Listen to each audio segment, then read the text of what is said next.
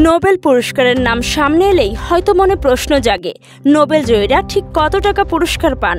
যদিও টাকার চেয়ে এই সম্মানটাই অনেক বড়, কিন্তু এখানে টাকার অঙ্কটাও হেলাফেলা করার সুযোগ নেই। 1980 সালের আগ পর্যন্ত নোবেল বিজয়ীরা যে পদক পেতেন তা ছিল 23 ক্যারেট স্বর্ণের। এরপর থেকে 18 ক্যারেট সবুজ স্বর্ণের ধাতবের ওপর 24 ক্যারেট স্বর্ণের প্রলেপ দেয়া পদক দেয়া হয় নোবেল জয়ীদের। এছাড়াও দেয়া হয় একটি সনদ ও মোটা অঙ্কের অর্থ পুরস্কার।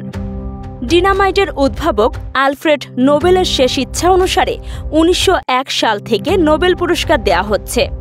এই পুরস্কারের জন্য নোবেল ফাউন্ডেশনের নামে 3,10 লাখ ক্রোনা রেখে গিয়েছিলেন তিনি। শুরুতে নোবেল বিজয়ীদের প্রায় 1.5 লাখ ক্রোনা দেয়া হতো। বাড়তে বাড়তে 1981 সালে তা 10 লাখ ক্রোনা হয়। এরপর পুরস্কারের আর্থিক মূল্য দ্রুত বাড়ানো হয়। 2001 সালে প্রথমবারের মতো এর পরিমাণ 1 কোটি ক্রোনা হয়।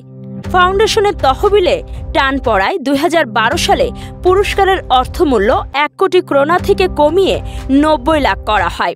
এরপর 2013 সালে আরও 10 লাখ কমিয়ে করা হয় 80 লাখ ক্রোনা। এরপর 2017 সালে তা বাড়িয়ে 90 লাখ এবং 2020 সালে ফের 1 কোটিতে উন্নীত করা হয়।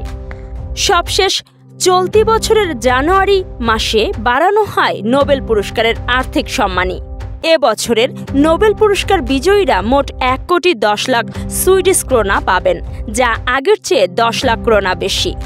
নোবেল ফাউন্ডেশনের তহবিলের উন্নতি হওয়ায় এবছর পুরস্কারের আর্থিক সম্মানী বাড়ানোর এই সিদ্ধান্ত হয়েছে। বাংলাদেশি মুদ্রায় 1,10 লাখ ক্রোনার মূল্যমান দাঁড়ায় 12.5 কোটি টাকার বেশি। ডেস্ক নিউজ, বার্তা প্লাস।